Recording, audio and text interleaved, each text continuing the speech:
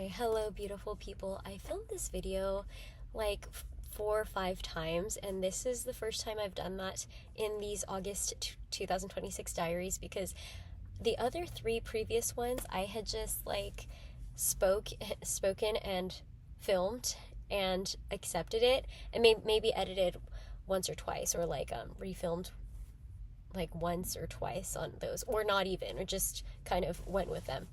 But for some reason today I'm just like maybe it's the setting. I don't like how this is like, I don't like the visual aesthetic of car videos in general, because they're not cute. But I'm like disregarding this environment. This is like the only environment that I can use at the moment. I'm just gonna keep going with it for the sake of consistency and building that momentum of like just keeping my word to myself, I think as an act of self-respect, and like doing what I said I wanted to do personally, which is just practice being human and showing up for like building something online creatively. And yeah, so anyway, hello everybody. Today I guess I'm going to I just decided right now to read some quotes that I have, and I hope they encourage you, because I don't really have any other updates or content. I mean, I did make these super cute buttons that have my grandma's faces. My grandma from Japan and Okinawa from Hawaii. And I want to make button sets. I think that would be so cute. I've been thinking about that for the past couple of I don't know, maybe past 2 months or so, and I designed some, but I want to make like packs and stuff, because I have like the smallest button size maker, because I think like small buttons are just cuter, in my opinion, or just super cute. I think a mix of sizes would be cute as well. And also my friends like all had like skater button makers and buttons in school. So like I just kind of followed all the dudes who had those. But I may try to make girly ones that are super cute that I like. So I would like to make button packs in the future, but I don't have the designs quite right yet. And I'm working on some other things as well, but the designs aren't quite right yet. So I'm just going to let them be and not really try to add any new like products or whatnot or art to my shops right now, because I'm kind of working on this, like building a backlog of YouTube videos basically. Like these ones I'm just filming daily, but like shorts and stuff. Anyway, okay, so I won't speak anymore on random things, but let's see. I'm going to talk about some quotes that I think are maybe encouraging to you guys, to anyone listening. Okay, number one. These are just random that were just in my mind. The day you plant the seed is not the day you eat the fruit. Okay, this is a biblical principle as well, and this is a natural principle in this world, because everything in this natural world, I believe, also is both literal and like a physical reality, but also has like a spiritual meaning. Not everything, but perhaps everything. And can be like can give us insight into our lives, because human beings are often likened to plants, and to plants in the Bible, honestly. And I think the way God designed us is very similar to like a plant. Like thoughts are basically seeds that can be implanted, quote unquote, in our minds, and when we water these thoughts or think of these thoughts, like it affects our lives. Like they manifest in our reality, in I'm not talking about manifestation in the new age terms, but like as in what you think upon or ponder or meditate on kind of like affects your life. Basically your perception of reality affects your reality. Like if you believe God is good, I just heard this in a message. If you believe God is good, it's scientifically proven. Like the people who have a positive view of God, like He's working all things for our good. These people who had diseases like AIDS or something had less, like it was like 300%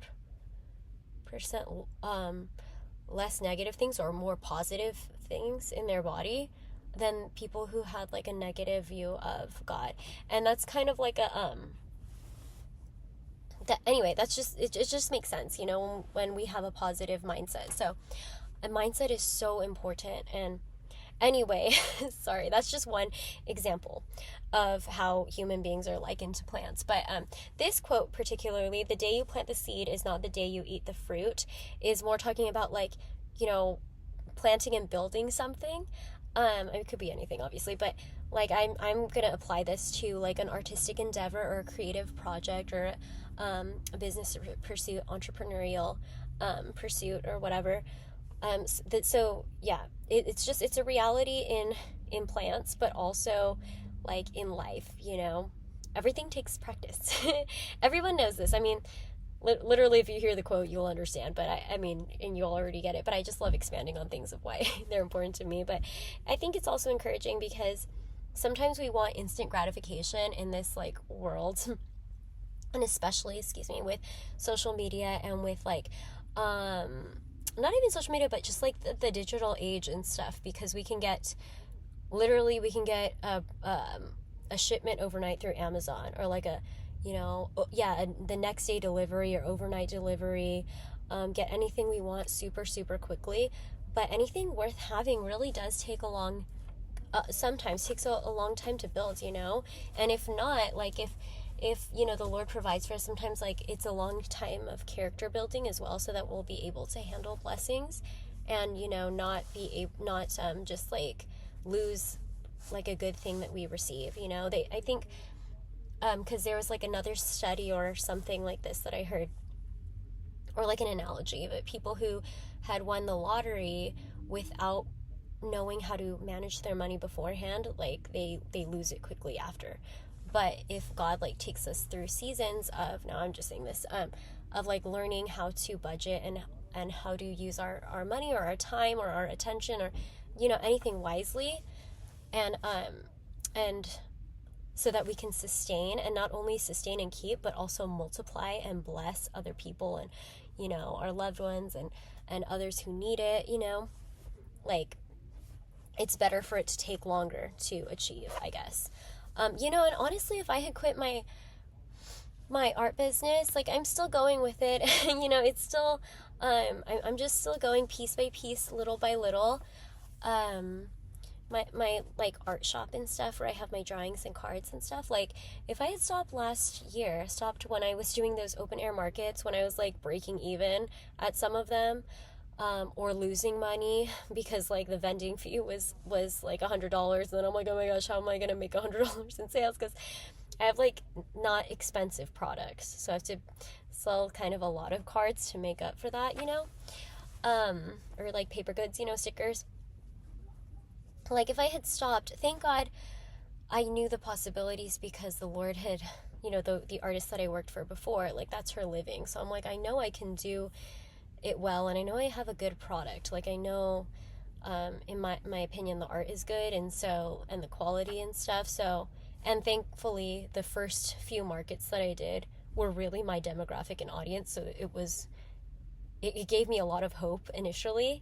And then when I did like widespread markets that were kind of catered to different audiences, because my stuff is so niche and it's so like AAPI, I guess, that like it appeals to only a certain audience, which is, you know, I mean, it's the California vibe, baby. It's the Hawaii vibe. It's the, you know, Asian American vibe. So I just had to learn my like audience and stuff like that.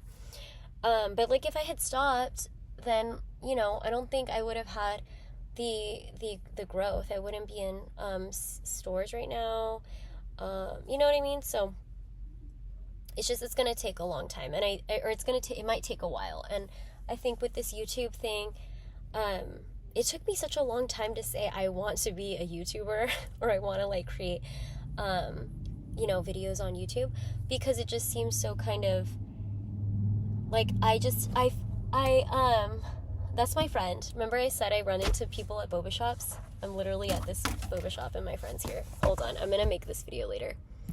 Hello, wonderful people. So I just saw my friend and his cousin, so we might eat afterward or something, I don't know, or maybe not, but oh gosh, what was I gonna say? Okay, I gave one quote that was really interesting and that was inspiring and encouraging to me.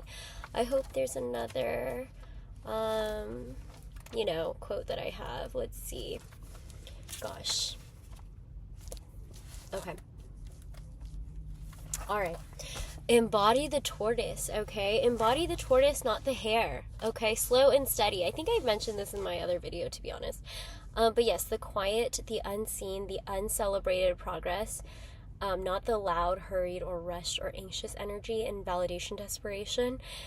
Just like this marathon runner was talking about embodying the tortoise. I mean, it works, the metaphor works perfectly for him, the tortoise and the hare, because he literally runs marathons.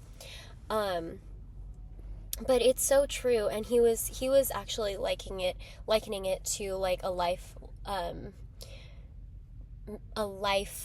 principle, and I appreciate that too, because so many times we see the highlight reel of everything, and even like since I'm not actively on social media, anytime I go on, it's seemingly like I'm just posting the highlight reels of like things in my life, but like the everyday uncelebrated unseen progress, and this goes with the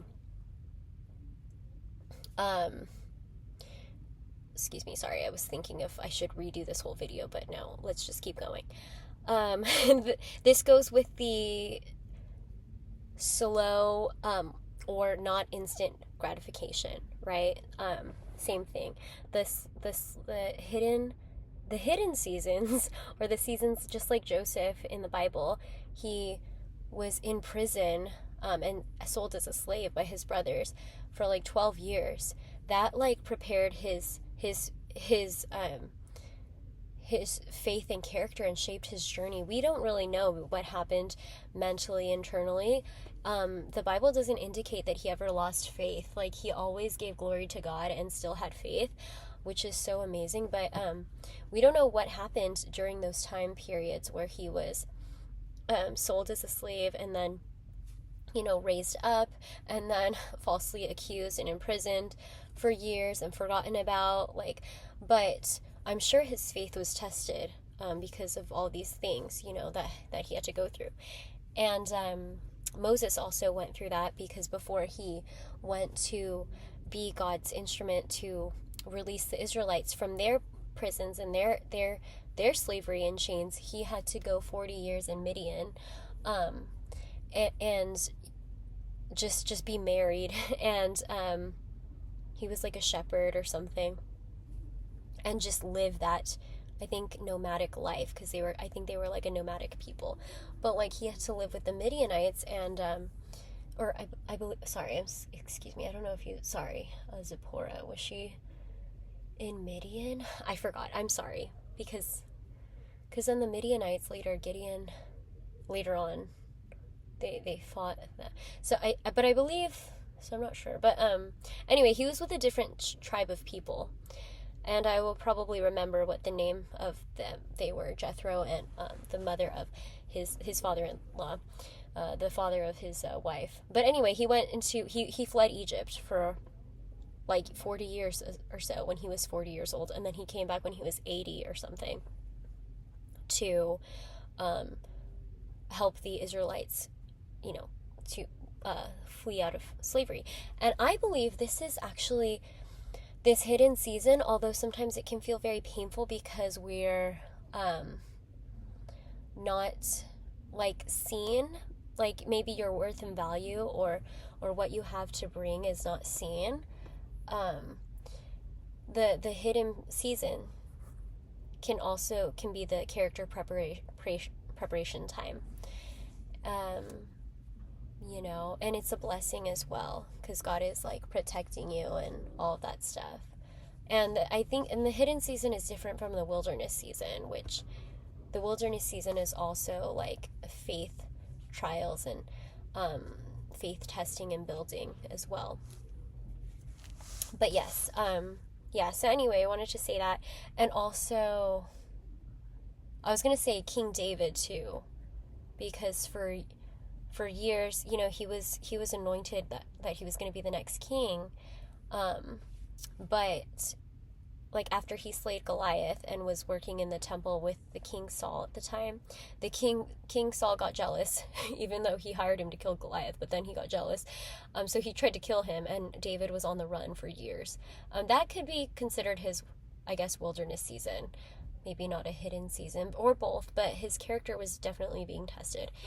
Because this morning, I was reading all the Psalms, and it's just, the Psalms are comforting because they're like all I'm reading right now, because I can't really, actually that's not true, but they're just very comforting to me right now, because they're like praising God, and then the next one is like, God, save me from my enemies, because these people, Saul's troops, were like literally chasing around David, trying to kill him so he wouldn't be the new king and replace Saul.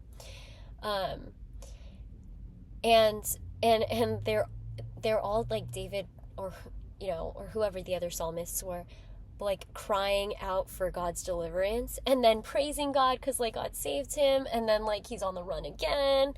And so yeah, like, but all during all this, before he became king. So yeah, the slow, the steady, the unhidden seasons are very important.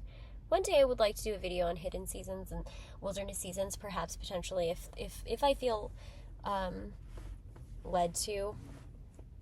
But there's many videos online about that as well.